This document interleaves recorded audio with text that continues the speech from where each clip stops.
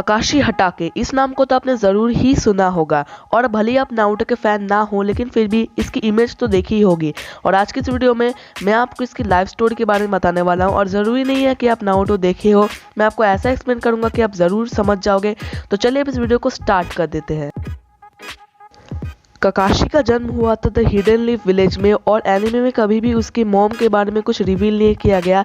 उसके फादर का नाम था साकुमो हटाके, जिनके सब लोग व्हाइट फैंग के नाम से भी जानते थे और एक टाइम में एक शिनन की तरह पावरफुल हुआ करते थे। काकाशी इतना ब्रेव एंड इंटेलिजेंट था कि सिर्फ 5 साल की उम्र में उसने जोनिन एग्जामिनेशन दिया, पास हुआ और वो जोनिन बन गया। और 12 साल की उम्र तक उसने एस्ट्रा ब्लैक क्लॉप्स भी ज्वाइन कर लिया, जिन्हें सीक्रेट मिशंस दिए जाते थे। लेकिन इस टाइम के बाद ककाशी बहुत बड़े डिप्रेशन में चला गया क्योंकि उसके फादर ने सुसाइड कर लिया।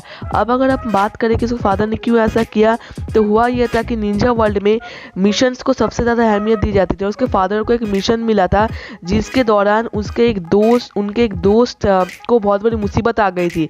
तो मिशन को ना चुन के उन्होंने अपने दोस्त की लाइफ को बचाना ज़रूरी समझा और उन्होंने ऐसा ही किया। लेकिन इसी कारण की वजह से उस विलेज के सारे लोग उन्हें कोसते थे और इसलिए उन्हें ऐसा स्टेप उठाना पड़ा।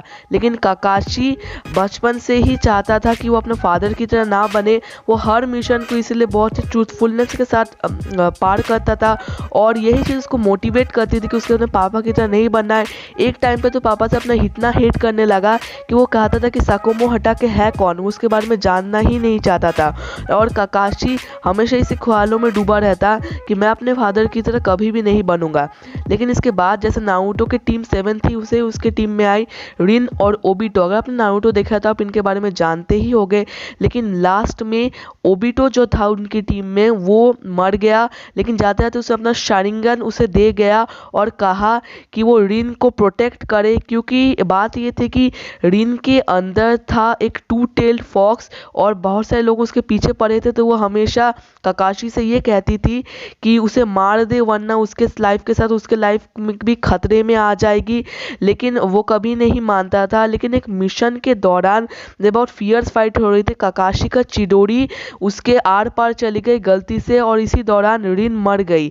लेकिन ककाशी ऑल टाइम प्रिटेंड करता था कि अपने टीममेट्स की कोई परवाह नहीं है, लेकिन वो अंदर से उनके बहुत ज़्यादा परवाह करता था।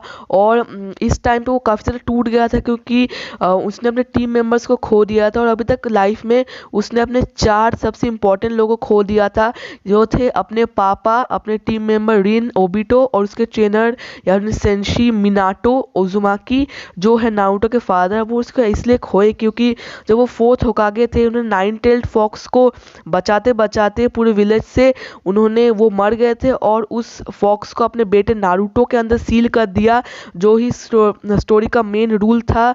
मतलब स्टोरी का मेन मोटिव तो यही था कि नारुतो को ट्रूथफुल प्रूफ करना। और फिर आगे जाके ककाशी इतना ज़्यादा पावरफुल बन गया कि वो अपने किसी भी टीम मेंबर के साथ बात नहीं करता था। लेकिन जो 3rd होकागे थे उन्होंने उसके बात को समझा और उसे अपना राइट हैंड बना दिया। ककाशी अपना जो पूरा गुस्सा था अपने टैलेंट के थ्रू दिखाता था।